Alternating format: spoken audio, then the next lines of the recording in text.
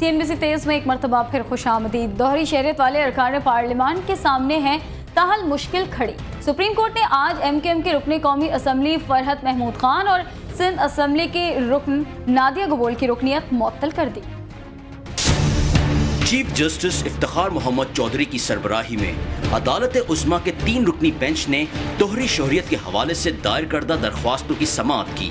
दौरान समाअत कौमी असम्बली की रुकनियत से मुअत्तल होने वाले रुकन कौमी असम्बली मलिक जमील आवान के वकील ने अदालत को बताया कि उनके मौक्किल के पास हॉलैंड की नेशनैलिटी है, सिटीजनशिप नहीं।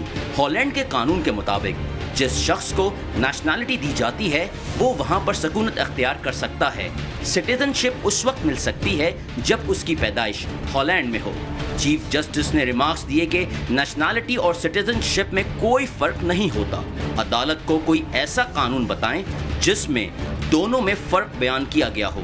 जस्टिस खिलजी आरिफ हुसैन ने मलिक जमील आवान को मुखातिब होते हुए कहा कि आप जज्बाती होकर दलाइल ना दें। अदालत ने जो पूछा है सिर्फ उसका जवाब दें। जस्टिस जवाद एस ख्वाजा ने कहा, तारकीन वतन बाइज़्ज़त सरमाया हैं, हर साल $13.5 अरब पाकिस्तान भेजते हैं, लेकिन पार्लियामेंटेरियंस की दोहरी शहरियत के हवाले से आइन में जो दर्ज है हम उस पर अमल करेंगे। अदालत ने MQM के रुकन कौमी असम्बली फरहत महमूद खान और सिंध असम्बली की नादिया गबोल की मुसलसल गैर हाजिरी और जवाब दाखिल ना कराने पर उनकी रुकनियत मुअत्तल कर दी, जबकि रुकन पंजाब असम्बली तारिक इलवाना के बारे में FIA की जानिब से फराहम की गई गलत मालूमात पर FIA हुक्काम की सरजनिश करते हुए कहा कि FIA का महकमा खराब हालत में है, हर जगह तबाही मचाई हुई है। अदालतों के साथ मजाक करना उनका शेवा बन चुका है। अदालत ने बाद में मुकदमे की समाअत 2 हफ्तों के लिए मुलतवी कर दी। उधर दोहरी शहरियत वालों पर काबीना हुई मेहरबान और बिल के हक में मुत्तफिक हो गए अरकान। वफाकी काबीना ने दोहरी शहरियत के बिल 2012 की मंजूरी दे दी, जिसके बाद उसे हतमी मंजूरी के लिए अब पार्लियामेंट में पेश किया जाएगा। याद रहे कि इस बिल की मंजूरी के साथ ही वो पाकिस्तानी जो किसी दूसरे मुल्क की शहरियत भी रखते हों इस काबिल हो सकेंगे कि वो पाकिस्तान की पार्लियामेंट और असम्बलियों के लिए मुंतखब हो सकें। इस कानून साजी के बाद से तवक्को है कि वो अरकान पार्लियामेंट और सूबाई असम्बली बहाल हो जाएंगे जिनकी रुकनियत हाल ही में सुप्रीम कोर्ट ने दोहरी शहरियत रखने पर मुअत्तल की है।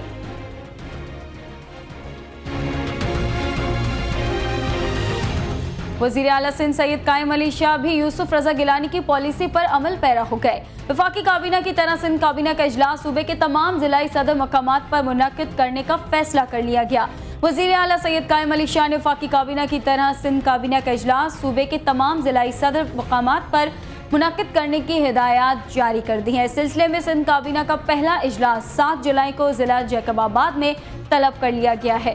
हुकूमत सिंध के एक जिम्मेदार ने CNBC पाकिस्तान को बताया है कि सिंध काबीना के आइंदा इजलास जिलाई सदर मकामात पर मुनक्किद होंगे।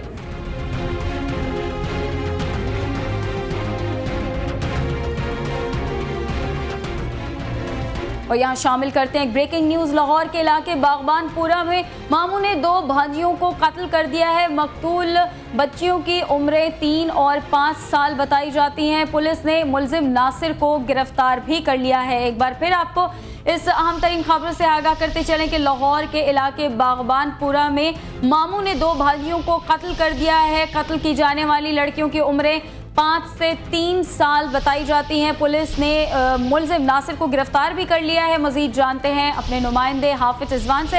हाफिज, बताइएगा कि क्यों कत्ल किया इस मुलजिम नासिर ने इन 2 बच्चियों को?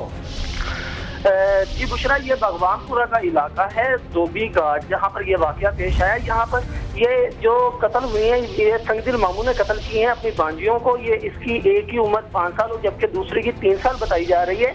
और पुलिस मौका पर पहुंच चुकी है। पुलिस में SP मरूफ वाला भी मौजूद हैं, वो भी मौका पर पहुंच चुके हैं और उन्होंने इस बात का एतराफ़ किया है कि मुलजिम नासिर जो है वो गिरफ्तार कर लिया गया है और उसके साथ तहकीकात जारी हैं। जबकि SP मरूफ वाला ने साथ ये भी कहा है कि मुलजिम जो है वो नशई था, नशई है और उसने ये जो कत्ल किया है ये नशे की हालत में ये उसने कत्ल किया है। मजीद जो है वो वजूहात जानने के लिए तहकीकात का आगाज कर दिया गया है। ताहम मुलजिम के कब्जे से आला कत्ल भी बरामद कर लिया गया है।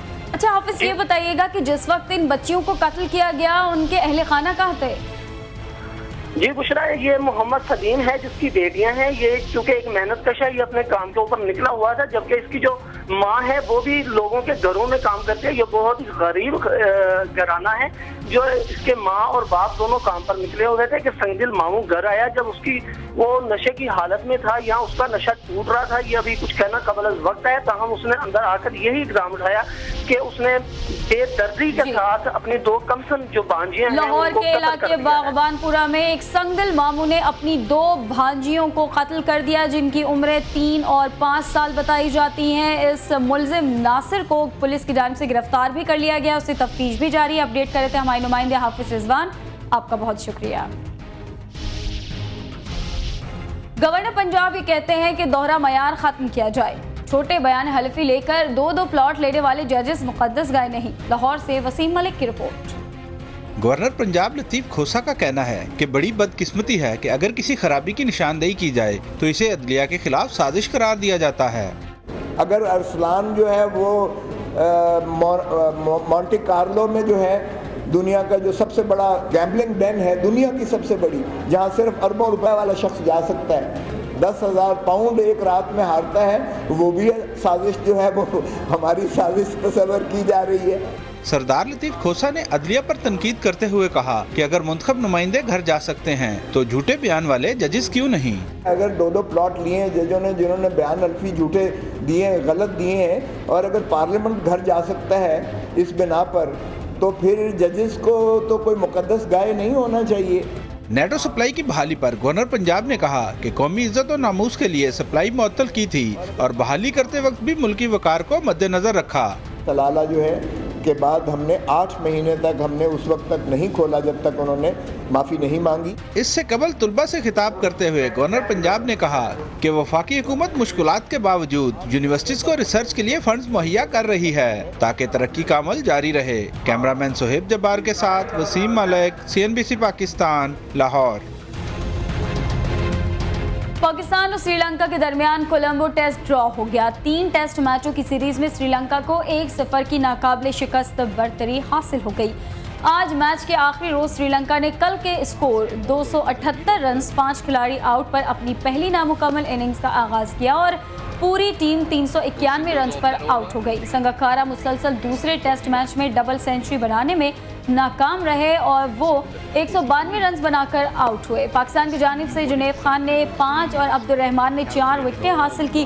पाकिस्तान ने अपनी दूसरी इनिंग्स 100 रन 2 खिलाड़ी आउट पर डिक्लेयर करते हुए मेजबान टीम को जीत के लिए 261 रन का हदफ दिया। श्रीलंका ने खेल के अख्ताम पर हदफ के ताक़ुब में 2 विकेटों के नुकसान पर 86 रन बनाए। सीरीज का आखिरी टेस्ट 12 जुलाई से पौले किले में खेला जाएगा।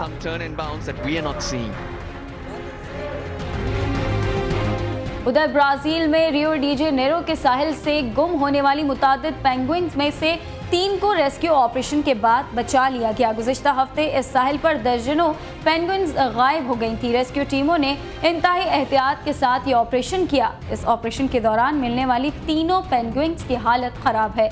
इसकी वजह जुनूब के सर्द पानियों से किए जाने वाला तवील सफ़र है। इन पेंगुइन्स को रियो जेनेरो के एक मरकज़ पहुंचा दिया गया है। तिब्बी इमदाद के बाद पेंगुइन्स को वापस उनके कुदरती मकाम पर पहुंचाया जाएगा।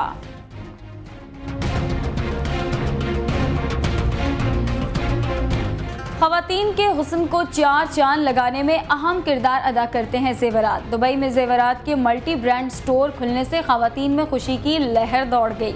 दुबई में खूबसूरत ज्वेलरी डिज़ाइन से सजे मल्टी ब्रांड स्टोर की इफ्तिताई तकरीब मीना बाजार दुबई में मुनाकिद की गई।